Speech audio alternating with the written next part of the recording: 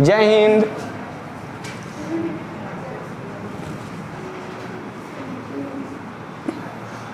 महामना institute के YouTube channel में आपका स्वागत है। आज हम लोग क्लास 10th सीबीएसई बोर्ड जो पहला चैप्टर चल रहा है जिसका नाम है केमिकल रिएक्शंस एंड इक्वेशन, आज हम लोग उसमें पढ़ेंगे कि कोई भी केमिकल इक्वेशन को जो आपके एनसीईआरटी बुक में दिया उसके अकॉर्डिंग कोई भी केमिकल इक्वेशन है अनबैलेंस तो उसको बैलेंस कैसे करते हैं। तो हेडिंग लगाएंगे हाउ आर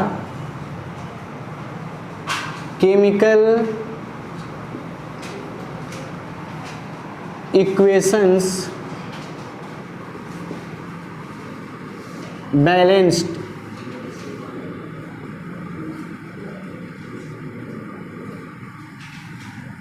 किसी भी केमिकल इक्वेशन को आप कैसे बैलेंस करेंगे, तो इसके लिए कुछ स्टेप्स होते हैं, आपको वो स्टेप्स को फॉलो करना है और आप अगर उस स्टेप्स को फॉलो करते जाते हैं तो अपने आप ही इक्वेशन बैलेंस हो जाएगा। तो जो स्टेप फर्स्ट में आपको ये करना है कि सबसे पहले जो भी फार्मूले दिए हों या सिंबल उसके अराउंड्स में उनके चारों तरफ आपको बॉक्स बनाने हैं। तो draw boxes around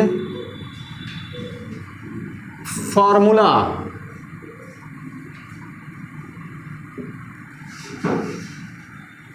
step second में आपको जब आप बॉक्स को ड्रा कर लेंगे तो ड्रा करने के बाद आप लिस्ट करेंगे, list the number of atoms of different element in unbalanced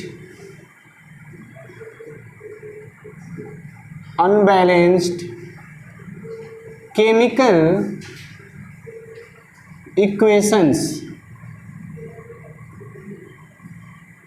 जो आपका अनबैलेंस्ड केमिकल इक्वेशन दिया है उसमें आप देखेंगे कि रिएक्टेंट और प्रोडक्ट में जो एटम हैं उनके नंबर कितने कितने हैं, उनका एक लिस्ट बनाएंगे। स्टेप थर्ड में आप सबसे पहले फर्स्टली या आप स्टार्ट करेंगे, start the balancing with the compound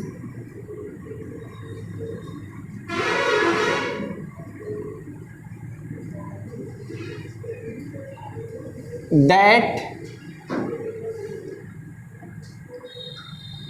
have maximum number of atoms। आप सबसे पहले उस कंपाउंड को बैलेंस करेंगे जिसमें मैक्सिमम नंबर ऑफ एटम होगा। स्टेप फोर्थ में आप जो बॉक्सेस हैं उसको अब रिमूव करेंगे। तो रिमूव जो शुरुआत फर्स्ट स्टेप में बॉक्स बनाए हैं आप उसको रिमूव करेंगे। तो लिखेंगे remove the boxes around the formula. जो आप फॉर्मूला लिखे हैं उस फार्मूले से बॉक्स को रिमूव करेंगे। और आपको पता है कि कोई भी इक्वेशन तब तक सही नहीं माना जा सकता जब तक कि उसमें जितने भी एलिमेंट यूज किए गए हैं उनके फिजिकल स्टेट ना लिखे जाएं। तो in last right the physical state of all substances. जितने भी सबस्टेंस यूज किए गए हैं उन सभी का आपको फिजिकल स्टेट लिखना होगा। तो जब भी कभी आपको कहीं पर भी कोई केमिकल इक्वेशन बैलेंस करने के लिए आए तो आप इन स्टेप्स को फॉलो करते जाइए, इक्वेशन अपने आप खुद ही बैलेंस हो जाएगा। इसके पहले के क्लास में हम लोग अनबैलेंस और बैलेंस केमिकल इक्वेशन पढ़े हैं, तो फिर से मैं आपको एक बार रिवाइज करा देता हूं। हेडिंग मैंने लगाया है how are chemical equation balanced. आप स्टेप फर्स्ट में लिखे हैं, सबसे पहले आप जो भी फार्मूले या सिंबल्स दिए होंगे उनके अराउंड में आप बॉक्स बनाएंगे।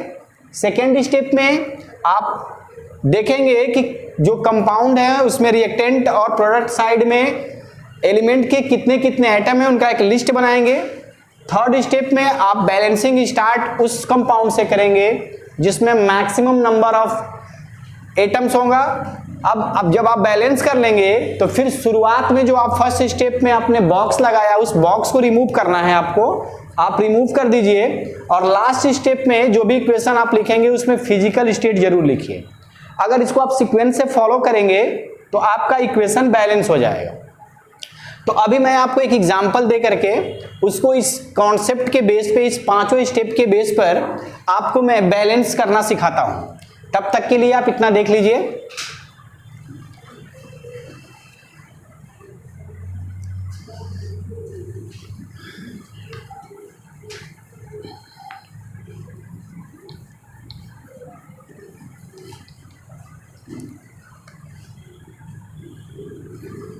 एक इक्वेशन है Fe आयरन है, ये वाटर से रिएक्ट करता है तो Fe3O4 और हाइड्रोजन गैस देता है। अब सबसे पहला आपको ये चेक करना है कि जो इक्वेशन दिया है वो बैलेंस है या अनबैलेंस।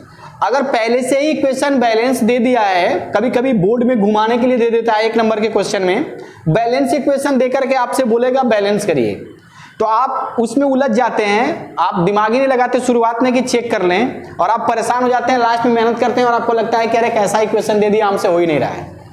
तो आप पहले चेक करना सीखिए कि बैलेंस है कि नहीं। तो बैलेंसिंग के लिए मैंने बताया था अनबैलेंस या बैलेंस इक्वेशन चेक करने का कि सभी एलिमेंट को चेक करिए, जितना उसका टोटल नंबर रिएक्टेंट साइड में होगा उतना ही प्रोडक्ट में होना चाहिए।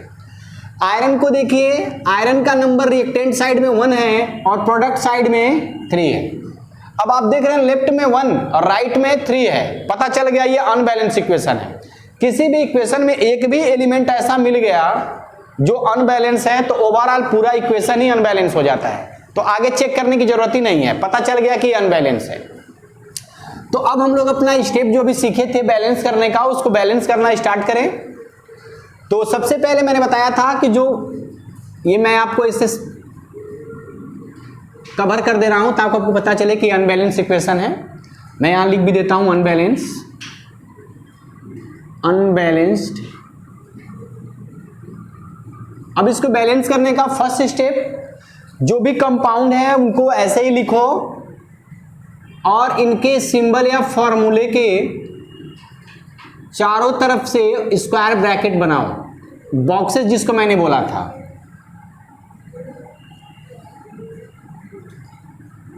तो आप देख रहे हैं कि सिंबल्स जो भी दिए हैं उनको हम लोगों ने बॉक्स में कवर कर दिया। फर्स्ट स्टेप को हम लोगों ने फॉलो कर चुका है। सेकेंड स्टेप हम लोग का ये था कि आप हमको एक लिस्ट बनानी थी देख करके कि टोटल नंबर में कितने एलिमेंट राइट में है और कितने लेफ्ट में। तो पहले लिखेंगे एलिमेंट, टेबल बनाने जा रहे हैं। फिर उसके बाद लिखेंगे number of atom in reactant, reactant में कितना नंबर है। फिर लिखेंगे number of atom in product. अब हम यहां पे चार्ट बनाएंगे।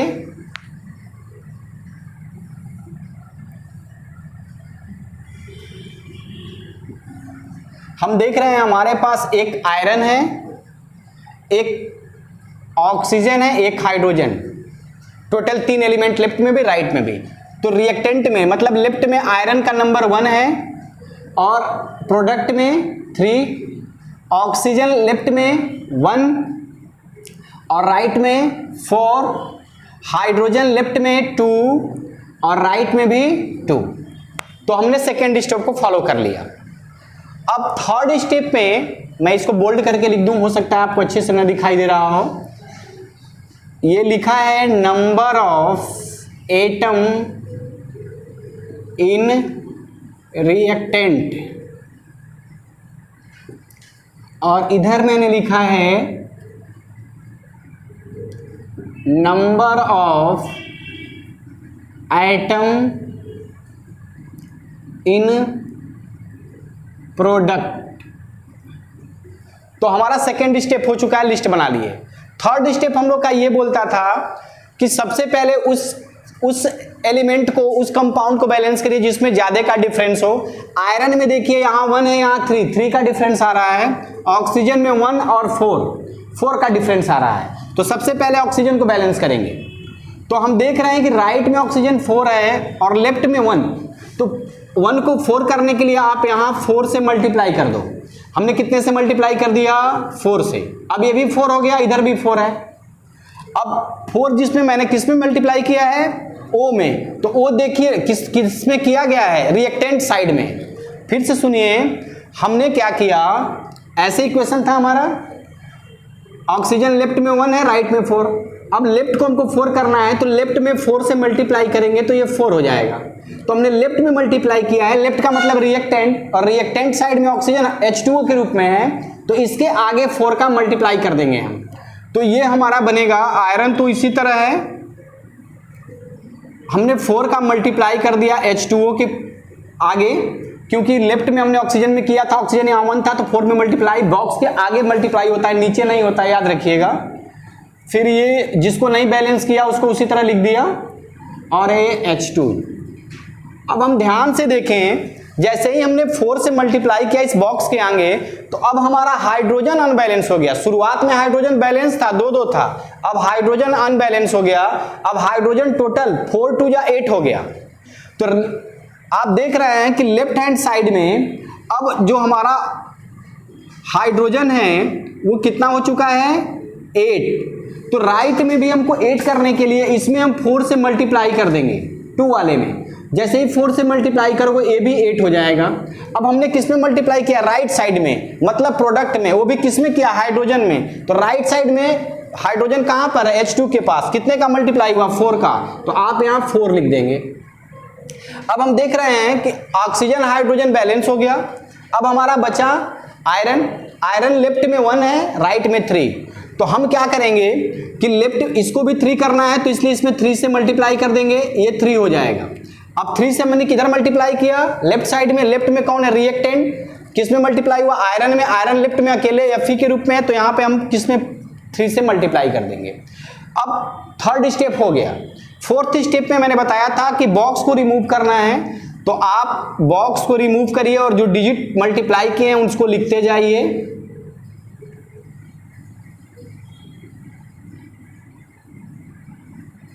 अब अगर आप ध्यान से देखिए तो एक स्टेप और बचा हुआ है, और वो हमारा स्टेप है फिजिकल स्टेट का। तो आयरन सॉलिड होता है, वाटर लिक्विड फॉर्म मिली है, यहाँ गैस फॉर्म मिलेंगे तभी रिएक्शन होगा, और यहाँ पे सॉलिड होता है और ये हाइड्रोजन गैस। तो ये जाकर के लास्ट में 5 स्टेप फॉलो करने के बाद आप चेक कर सकते हैं। अब लेफ्ट साइड में टोटल आयरन कितना है? 3। राइट साइड में भी आयरन कितना है? 3। लेफ्ट साइड में हाइड्रोजन कितना है? 8। राइट साइड में भी हाइड्रोजन कितना है? 8। लेफ्ट साइड में आप देख लीजिए ऑक्सीजन 4, और राइट साइड में भी ऑक्सीजन कितना है? 4। तो इस तरह से ये पूरा टोटल बैलेंस हो गया। ये हमारा अनबैलेंस इक्वेशन था और हमने यहां पर ला दिया इसको बैलेंस में, बैलेंस हो गया। तो हम लोगों ने जो स्टेप्स लिखे थे उन्हीं स्टेप्स को फॉलो किए, और फॉलो करने के बाद हम लोग का टोटल ये अनबैलेंस से बैलेंस करने का तरीका हम लोगों ने सीख लिया कि कोई भी इक्वेशन दिया हो तो उसको अनबैलेंस से बैलेंस केमिकल इक्वेशंस कैसे बनाते हैं। फिर से मैं आपको याद दिलाता हूं, आपको क्या करना है, सबसे फर्स्ट स्टेप में जो भी पहले चेक कर लीजिए वो अनबैलेंस है कि बैलेंस।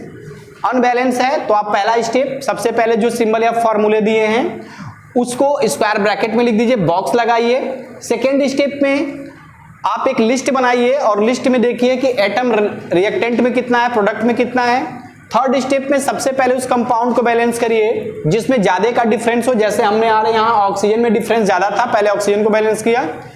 फिर फोर्थ स्टेप में जो आप बॉक्स फर्स्ट स्टेप में बनाए थे उसको रिमूव करिए और लास्ट स्टेप में, पांचवें स्टेप में उनका फिजिकल स्टेट लिखिए, कोफिशिएंट लिखिए, जिस डिजिट से मल्टीप्लाई किए, ओवरऑल आपको बैलेंस केमिकल इक्वेशन मिल जाएगा। तो ये था अनबैलेंस से बैलेंस केमिकल इक्वेशन कैसे बनाते हैं, जो आपके एनसीईआरटी में दिया है। अगले वीडियो में मैं आपको ट्रिक के माध्यम से सिखाऊंगा कि कोई भी इक्वेशन दिया है आप उसको जल्दी से कैसे आप बैलेंस कर लेंगे, इसके लिए ट्रिक सिखाऊंगा जो आपके एनसीईआरटी बुक में नहीं है। तो आप मेरे चैनल को लाइक करिए, सब्सक्राइब करिए और शेयर करिए। आज के लिए बस इतना ही। जय हिंद।